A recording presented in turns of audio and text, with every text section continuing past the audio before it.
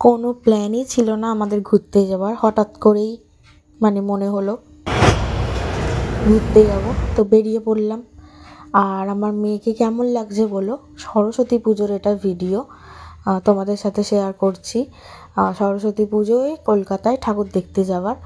কলকাতায় কোথায় ঠাকুর হয় আমার মেয়েই বলছে কলকাতায় ঠাকুর দেখতে যাবো। যাই হোক, এখানে মানে পার্ক স্ট্রিটের ওইখানেই ওদিকে গেছিলাম, তারপরে নন্দনে এসছি। ওইখানে পোজ দিয়ে দিয়েছি, যেখানেই যাই আমরা তো পোজ দেওয়ার মাস্টার। ফটোগুলো কেমন হয়েছে বলো। তো ওই হেঁটে আসছিলাম, আসার পথে তখন এই জায়গাটায় মানে দারুণ জায়গা, কলকাতার বিভিন্ন জায়গা আছে বিভিন্ন রকমের। তো এখানে মা মেয়ে দুজনে পোজ দিয়েছি, দেখতেই পাচ্ছ তোমরা।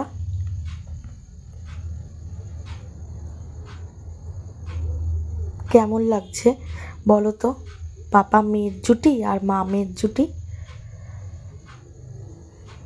এইভাবেই আমরা আনন্দ করছি, তোমরা দেখতেই পাচ্ছ। এখানে মোমো খেতে বসে পড়েছে।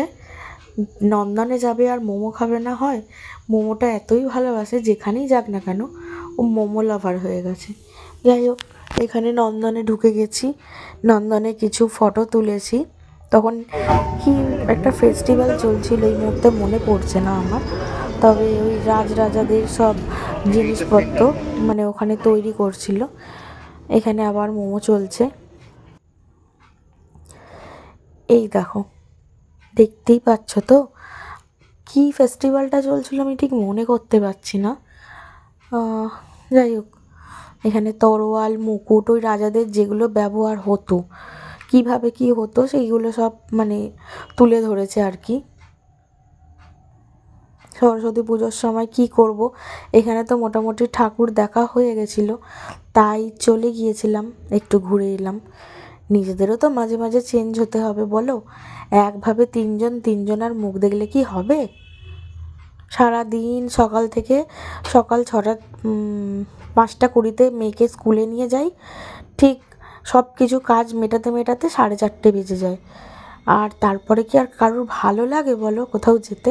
রবিবার একটা দিন বলেছি আমার হাজব্যান্ডকে একটু রিলিফ হওয়াটাও দরকার, আর তারপরে ওর শরীরের জন্য ওকে রেস্টটা নিতে হবে। তো যাই হোক, তোমরা দেখো, এই দেখো একটা রিক্সা, আগেকার দিনের রিক্সা, এখন এগুলো সত্যিই স্মৃতি হয়ে গেছে, এখন এই রিক্সা দেখাই যায় না। আমার মেয়েরা তো এইসব রিক্সা দেখেইনি, আমার মেয়ে তো এই প্রথম দেখছে, তাও উত্তর কলকাতার দিকে গেলে দেখা যায়, কিন্তু আমাদের এখানে তো নয়। যাই হোক, একটু ছবি তুলে নিচ্ছিলাম। এই ছবিটা এত লাইট ঠিকঠাক আসেনি। যাই হোক, আমরা এইভাবেই আনন্দ করলাম সেই সরস্বতী পুজো। এটা সরস্বতী পুজোর পরের দিন। দেখো কিরম বুড়িদের মতো দাঁড়িয়ে আছে।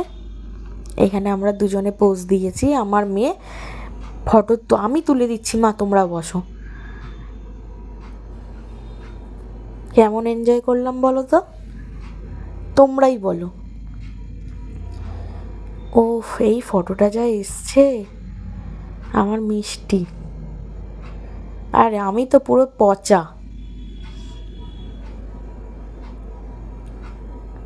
এখানে পাপাকে একা ফটো তুলে দেবে বলছে, তুমি মা সরে যাও, আমি একা ফটো তুলে দেবো পাপার। কি একটা কথা বলেছে, এখানে আমরা সব হাসাহাসি করছি। যাই হোক, আমার মেয়ে এখন দেখো না ছবি তুলেছে, এই দেখো পুরো ঝোঁকছে ছবি। এটা আমার বর তুলেছে।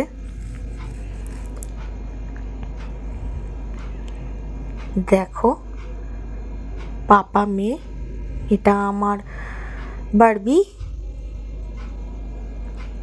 আর এটা আমার হারবি, না সরি হাবি।